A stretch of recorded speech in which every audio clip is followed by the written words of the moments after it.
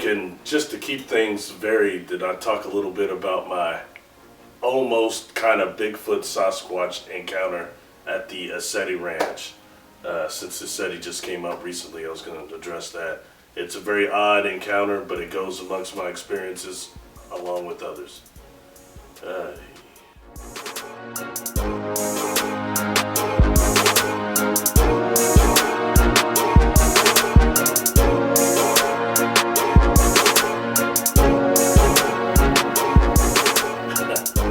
Salutations. Let's talk about something this time it's a little different. I want to talk about my Bigfoot / Sasquatch kinda encounter at the ECETI Ranch. Alright? I've spoken about everything else that happened out there but this. Alright? For the most part anyway. I'd say 2 weeks before going out there, almost a month before going out there, I kept getting this feeling that I was going to encounter an albino Sasquatch or a white Sasquatch. I mean, that sounds crazy. I mentioned it to several family members, a couple of friends, that I kept feeling this way. So as soon as I get out there weeks later, I'm feeling like I'm being watched. Basically, immediately when I got on that property, I felt like I was being watched. And they wound up saying that there are several Bigfoot that make appearances out there or that are connected to the property and that they're welcomed out there. I didn't know that till I actually got out there. I get put in a cabin that's kind of in the back of the camping ground there, kind of in the back by the back 40, all right? I had found a nice little place to meditate on a stool back there, on a tree little trunk back there, and it was facing this back 40, all right? But it was isolated. Reminds you, feel like being watched all the time out there, all right? 3 days after I was there, on the third day, there's a broken branch, a tree in the back 40 that's directly in my field of vision, broken about, I'd say, almost 8 feet up, all right? It was rather odd because there was no storm, it wasn't a rotten tree, but I kind of just dismissed it, all right? 2 days after that, the second tree right next to it, broken and almost laid, as you can see the pictures I presented, almost laid over into the brush. And it was very odd, the way it was directly in my field of vision, all right? Time goes on, all right? 2 days after that, I'm out with my friend Peter Maximo Slattery.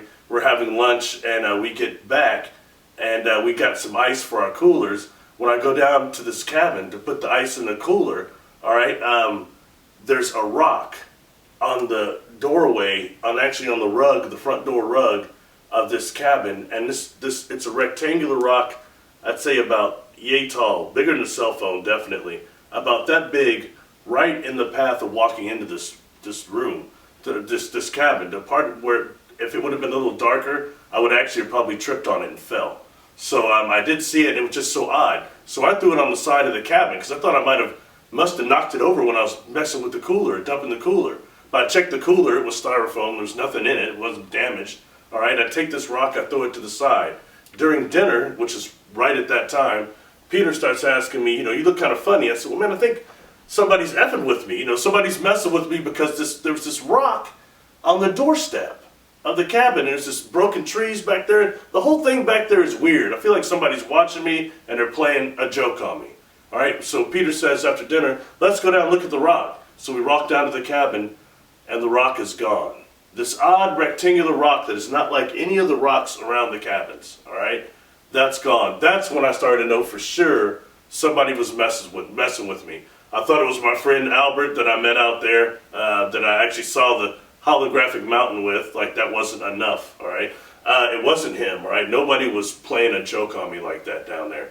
So that's two things. Later on, James Gillian asks why I'm looking so funny. I tell him about the rock and the broken trees.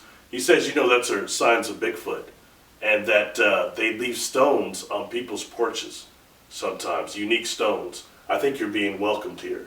So, okay, so that was another thing that happened.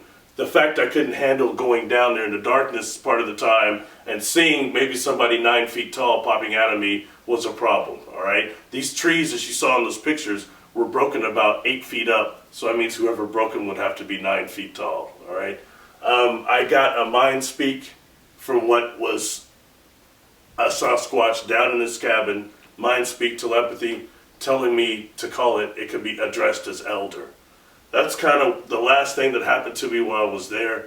It was hard to deal with that, all right? It's one thing I want to say, in ending with this, I'm going to tie this together. I have a lot of blood, Native American blood, although I just call myself a black man and I claim black man. I do have a lot of Native American blood on both sides of my parents. And I talk a lot about race memory, all right?